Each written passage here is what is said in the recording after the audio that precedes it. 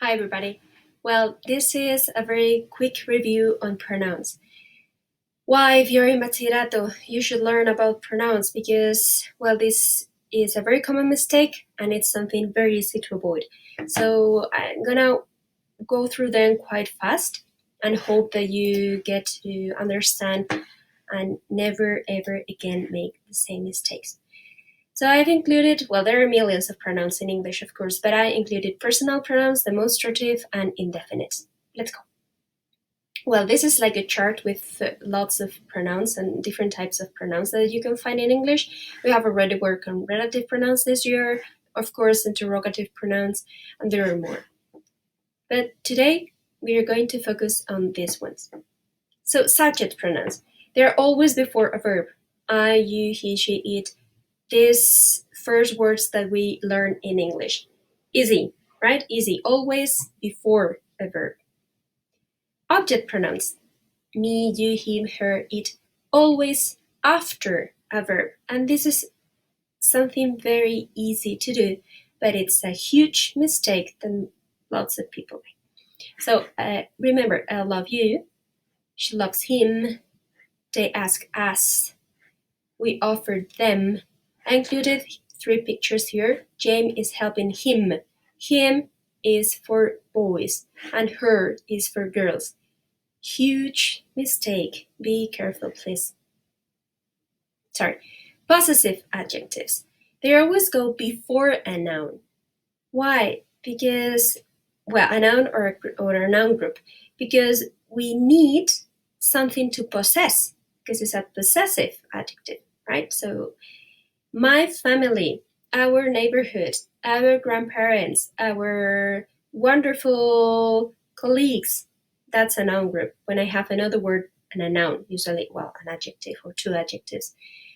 Important, if the owner, el que posee, if the owner is a girl, it's gonna be her. And if the owner is a boy, it's gonna be his. And you'd be thinking, wow, this is super easy. Fine, so please don't make this mistake. I ask her, which means that I'm talking to a woman, about her father. So it doesn't matter if it's father or mother here. What is important is the owner. I ask him, which means that I'm talking to a boy, about his mother. So careful. Girl, her.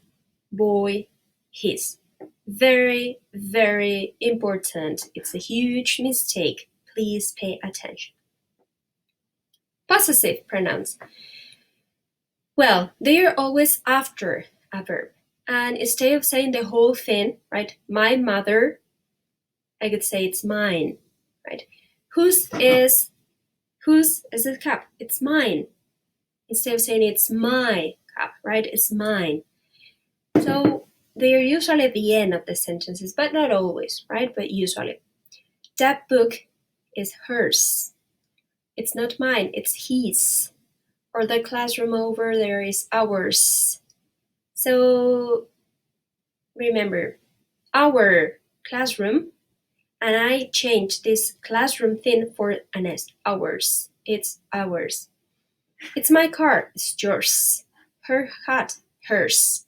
Their house, theirs. And here we probably finish the sentence. Be careful, please. Reflexive pronouns. Well, they are used a lot, but not as much as we use it. I don't know why. The Spaniards use it a lot.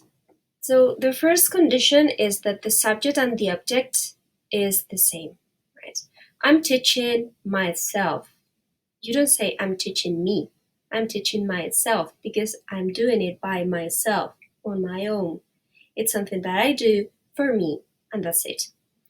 Be careful, you might cut yourself because it's not me taking the knife and hurting you. It's you hurting yourself. Or he painted the house himself. He did it alone. Nobody helped. And another easy, avoidable mistake. Singular is with F. Plural is with V. Like knife, knives, wool, wolves, wife, wives. It's always the same. So yourself it's singular.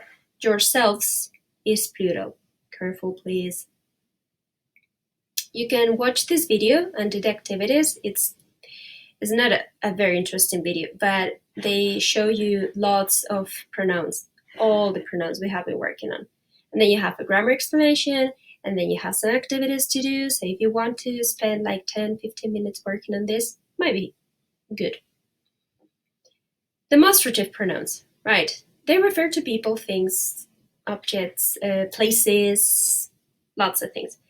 Important, common mistake. This is singular, and these is plural. What happens when we write an essay? This. No, please be careful. So I always tell you in class, if this is one of your common mistakes, after you finish writing, look for all your this, and then check what's after that. Is it singular? Perfect. Is it plural? Change it for this. Fine? And remember, this and that for singular, these, those for plural. These, something that is close. This is my house because I'm in my house, right? I'm at home, so this is my house. And far away could be that or those. Those are my neighbors. They are not here with me. They're far. And then indefinite pronouns. Well, there are millions of them. But, well, you can watch this video if you feel like. And I want to highlight just a couple of things. With some, with any and no compounds, like somebody, anybody, nobody, somewhere, something. Some is always used in affirmative sentences. But you can use it in interrogative ones when you're offering. So I know something about it. It's an affirmative sentence. Fine. But I can tell you, would you like something to drink? Would you like something to eat? And that's an offer. So it's the exception to use some compounds in interrogative questions. In questions. Any, usually in negative. I don't know anything about this. And interrogative statements, like anything else? Is there anything in the fridge? Is there anybody here? But there is an exception. Well, there are more, right? But this is a common one. When you write it in an affirmative sentence, and it means like a whole, right? Anything is possible. We could replace it for everything, right? So anything in this situation means everything, whatever it takes. And no, of course, has a negative meaning, but is used in affirmative sentences. I know nothing. I know nothing. I don't know anything. So again, when we use no, we have an affirmative verb. I have nothing to do with this. I understood nothing, but the verb is in affirmative. I didn't understand anything. Verb in negative, then any. Verb positive, no. And I could say that using no is more emphatic. It's like a stronger. I understood nothing at all. And usually the stress goes in this no. There's nobody here. And you're emphasizing that there's no one. Much, many, few, and a little. Right. You all know that much and many are used for lots of. Few and little for small quantity. But sometimes we make a huge mistake with much and many. But it's easy. Much has a U, like uncountable. So remember, much is used for uncountable words, like much water, much money, much time, because you can count time, you can count money, you can count water. And many is used for countable, and people is countable because people is the plural for person. So there are lots of persons in people. So many people. Careful with this too, please. And the last one, another, other, and the other. Well, we sometimes confuse these two, other and another, but well, have a look at the examples. Can you manage another piece of cake? Can you manage another? You wouldn't remember me. I was in another group. I was in a different group. Right? Can you manage two pieces of cake? So another group, another piece of cake, another city means, or you can replace it. You can replace it for another word, right? For in a different group, in a different city, and you change it. Or, however, other. Does life exist on other planets? And well, other.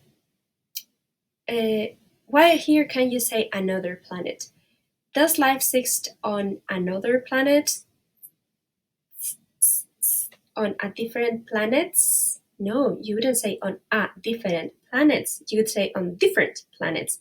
So if you don't have the a, it's because it's plural, right? We disputed which with which other on various issues, plural again. Other plans, plural again.